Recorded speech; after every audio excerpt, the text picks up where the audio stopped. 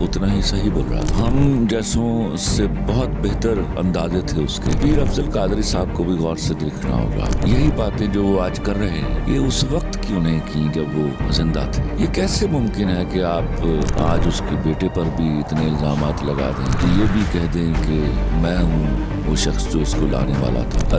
अगर आप उसको लाए, उनको लाए हैं, खुदा गवाह है आपने बड़ा नेक काम किया। वो लोगों को बताने के काबिल था और समझाने के काबिल था कि मुश्तरी होशियारबाज आपके नबी सल्लल्लाहु अलैहि वसल्लम की तौहीन के लिए कमर कस ली गई है। बिस्मिल्लाहिर्रहमानिर्रहीम, अस्सलाम वालेकुम। मैं हूँ हसन हाशमी। हमारे साथ खलीलुर रहमान कमर साहब मौजूद हैं और क्या इनका तारुफ करवाया जाए, मैं फ़ौरन टॉपिक पे आना चाहूँगा। अच्छा, हमारा आज बड़ी इंपॉर्टेंट एक टॉपिक है जिस पर ज़ाती तौर पर मेरा दिल खुद ज़ख्मी है। वो है पीर अफजल कादरी साहब की आजकल गुफ्तगू बहुत चल रही है, जिन्होंने कहा कि अल्लामा खादिम हुसैन साहब को मैं आगे लेकर आया था, मेरी मर्ज़ी से वो आए थे और मैंने उन्हें मतलब जैसे भी है लीड किया, चलाया। असल में मतलब कह सकते हैं कि किंग मेकर मैं था। अब चूँकि वो दुनिया में नहीं, तो उनका बेटा जो साद हुसैन है उसको कोई हक़ नहीं पहुंचता, बल्कि यहाँ तक कह दिया गया कि वो एक नशई है और ऐसी बातें जो कि एटलीस्ट मैं ज़ाती तौर पर इख्तलाफ होने के बावजूद एक्सपेक्ट नहीं कर रहा था कादरी साहब से। खलीलुर रहमान कमर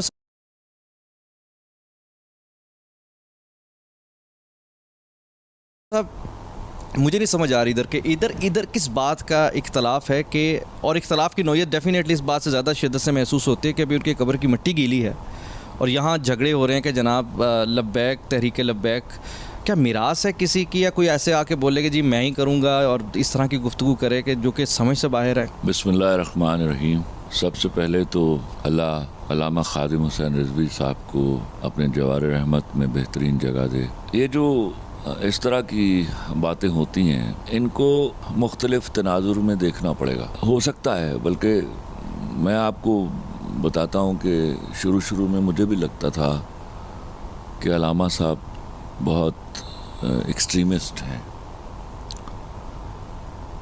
और बाद में मेरा ये ख्याल गलत साबित हुआ। मुझे लगा कि तौहीने रिसालत की मकरू कोशिशें की जा रही हैं, ना सिर्फ हमारे मुल्क के अंदर।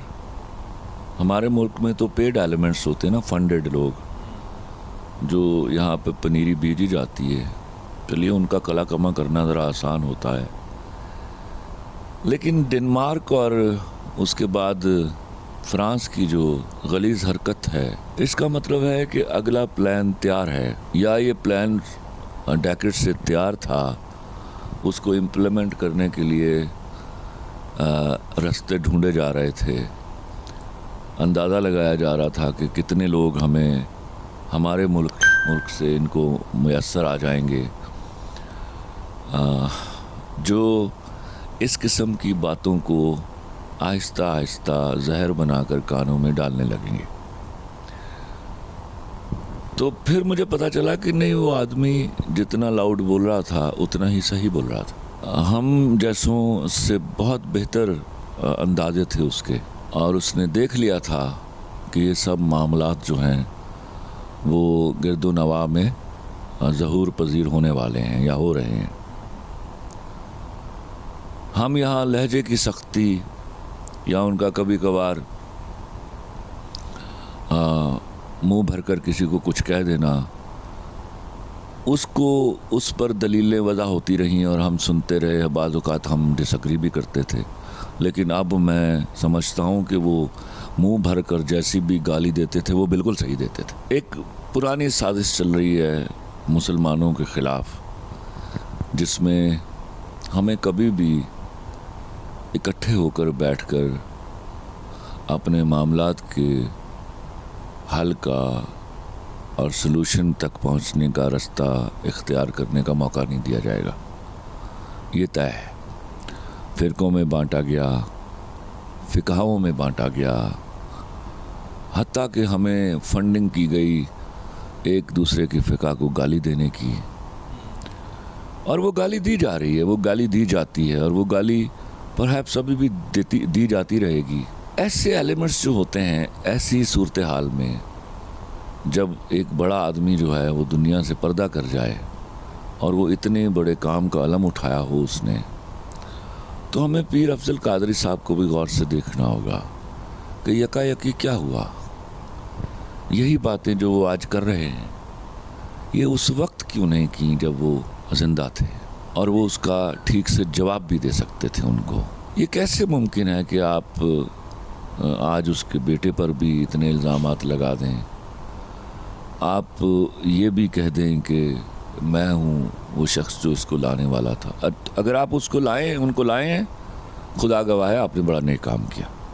आपने इस मुल्क को एक ऐसा बड़ा आदमी दिया जो जिसकी बात में, जिसकी दलील में, जिसकी तकरीर में वज़न था, और वो लोगों को बताने के काबिल था और समझाने के काबिल था कि मुश्तरी होशियार बाश, आपके नबी सल्लल्लाहु अलैहि वसल्लम की तौहीन के लिए कमर कस ली गई है।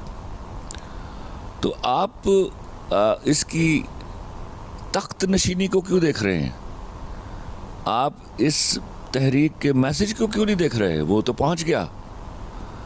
अब वहाँ कोई भी खड़ा होगा, उसके पास कोई चारा नहीं है कि वो मोहम्मद सल्लल्लाहु अलैहि वसल्लम की हुर्मत, आबरू और नामूस पर अपना सर कटवाए। वो चाहे नाउज़ुबिल्लाह कोई नशई हो, वो चाहे कोई कुंद जहन हो। और आपके कुंद जहन कहने से क्या होता है भैया? यहाँ तो हमारे यहाँ बड़ी बड़ी पुरानी रिवायत है, हम तो मुंह भर के किसी को भी काफिर कह देते हैं। तो आप कितने लायक फ़ायक हैं? आपसे फिर सवाल किए जाएंगे। आप इतने लायक फ़ायक होते, इतने ईमान वाले होते, तो कादरी साहब आप ये बातें अलामा साहब की मौजूदगी में करते और हम उसको अप्रिशिएट करते और अलामा साहब से जवाब सुनते उनका। साद हुसैन को हिकमत के तहत भी इस तरह के अल्फाज अदा करने से उस कौस को यकीनन नुकसान पहुंचने के मुतरादिफ है। तो अब अगर नशई कह के या एक मिनट हसन, देखिए ये जो मैं आपको बड़ी लपेट कर ये मैं बात करके गया हूँ कि ये मामला मेरे नबी की नामूस और आबरू का है, उनकी इज़्ज़त का है। तो कादरी साहब को मोहतात होना चाहिए, उनको किसी का आलाकार नहीं बनना चाहिए। आलाकार बनने से इस तहरीक के जो ऑब्जेक्टिव्स हैं उनको नुकसान पहुंचेगा, और इस तहरीक का इस बात के अलावा कोई ऑब्जेक्टिव नहीं है कि हम अपने नबी सल्लल्लाहु अलैहि वसल्लम की नामूस की हिफाजत करें, जो हमारा बुनियादी फरीज़ा है। फ्रांस के सिलसिले में जो उन्होंने लास्ट एग्रीमेंट किया था कि 3 माह के अंदर अंदर उन्होंने सफ़ीर निकालना है और हुकूमत अनाउंसमेंट करेगी फ्रांसीसी अशिया के बाइकआउट का, अब वो मामला ख़त्म हो गया। लगता है कि ये मामला ख़त्म हो गया, या ऐसा लगता है कि पीर अफजल कादरी साहब के स्टेटमेंट और मौजूदा हालात में वो कॉज अब कहीं पीछे रह जाएगा? मैं आपको एक अर्ज़ करूँ आसान, ये आसान काम नहीं है। एक बैगर कौम के, एक बैगर रियासत की हिम्मत नहीं होती कि वो फ्रांस जैसे तरक्की याफ्ता मुल्क को ललकार सके। आप वो क्या कहते हैं, जिससे पैसे लेकर खाएंगे उनको आंखें नहीं दिखा सकते।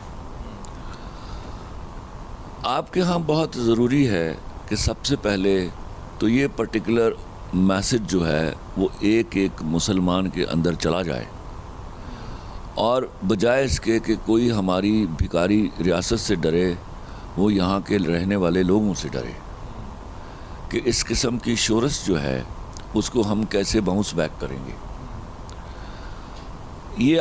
ये मुमकिन नहीं है। जो मैं समझता हूँ, जो हमारी आज तक की हुकूमती और रियासती समझिए कमज़ोरियाँ हैं और बेशर्मियाँ हैं और मजबूरियाँ हैं, मैं समझता हूँ ये मजबूरियाँ हमें बेशर्म बनाती हैं। अगर हम दुनिया को देने वाले होते, हमने दुनिया को पैसे दिए होते, फ़ंड किया होता, हमने दुनिया को इजादात करके दी होती, तो किसी की ज़रूरत ही नहीं होती। तमाम तर मजबूरियों के बावजूद उन तमाम तरमीमों को वापस लिया, तो क्या हम अभी आप समझते हैं? वो यहाँ हमारी हुकूमत से मुतालिक थी बात, वो यहाँ के कुछ गुमाश्ते थे उनके, जिन्होंने ये कोशिश की थी।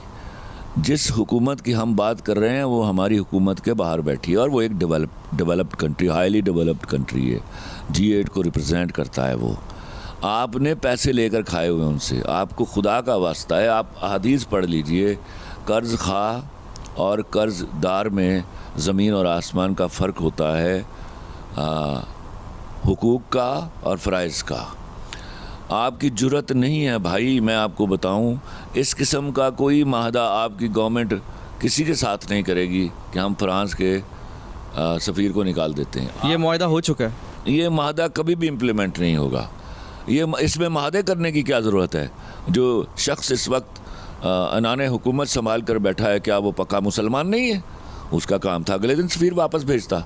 If I were in his place, तो मैं तो ये सोचता भी ना कि हम जिंदा रहेंगे या नहीं, मैं तो अगले दिन सफ़ीर को धक्के मार के यहाँ से निकालता। Get out from here, who are you? लेकिन रियासत you can insult my profit. तो ये जब 3 महीने जब लगते हैं ना भैया, तो ये टाइम बाइंग होती है, ये टाइम बाइंग होती है। इसमें मामले रिजॉल्व नहीं होते। एक जीदार मुसलमान जैसे अल्लामा रिजवी साहब थे, एक जीदार मुसलमान का काम है कि आपके नबी की हुर्मत पर किसी ने उंगली उठाई है तो इमीडिएटली एक्शन लीजिए। क्या इमरान खान, आपको नहीं लगता कि वो भी ये पोजीशन रखते हैं कि वो करना चाहें तो कर दें? ये भार सिर्फ खलील रहमान कमर के पास नहीं है, वो नहीं किसी का भार लेता। मेरे नबी को कोई नौजुबिल्लाह बेहुरमती करके घर तो जाके दिखाए मेरे सामने। ये मेरी ताकत में नहीं है, मेरे इख्तियार में नहीं है। मेरे इख्तियार में होता तो फ्रांस का सफ़ीर अगले दिन घर बैठा होता। आप बातें करते हैं, आप चाय की टेबल पर एहतजाज करते हैं। एहतजाज करने वाली कौमें तरक्की याफ्ता नहीं होती। लेकिन यहाँ तो एक तासुर ये बड़ी गहरे अंदाज में देने की कोशिश की जा रही है कि जी पाकिस्तान के अंदर पहली दफ़ा 72 सालों में या 74 सालों में वो हुकूमत आई है जो आंखों में आंखें डाल के बात करती है, जो उम्मत को लीड करने की सलाहियत रखती है। जी, उनमें कुछ खसूसियात ज़रूर हैं कि वो पिछले चोर डाकुओं से बेहतर हैं, लेकिन हुजूर मैं आपसे अर्ज़ करता हूँ, इतना दम किसी के पास नहीं है। कश्मीर में क्या कर लिया किसी ने, मुझे ये बता दीजिए। पहले हमें कुछ 252 दिन गिन कर दिखाए गए हैं कि ये आज इतने दिन हो गए, आज इतने दिन हो गए। अब वो गिनना भी बंद हो गए, वो साल से भी ऊपर चला गया मामला। मैं लाहौरी आदमी हूँ, मैं I used to take pride in being Lahori. तो मुझे याद है जब रेमंड डेविस यहाँ आपके 4 बंदे मार के चला गया था, तो वो पता चला था हम लाहौरी कितने गयूर हैं। अब तो मुझे इस बात पे भी शर्म आती है। और आपके नबी सल्लल्लाहु अलैहि वसल्लम की हुर्मत पर कोई बंदा बात करे और आप इतने गयूर हैं कि आप बैठे हुए हैं ठंड रख के, तो ये कौमें जो हैं वो तय करती हैं कि हम में से कितने बचेंगे और कितने ज़िंदा रहेंगे और कितने हम जान निसार करेंगे। इस तरह कौमें नहीं बनती। बहरहाल ये बड़ी दो टोक स्टेटमेंट दी है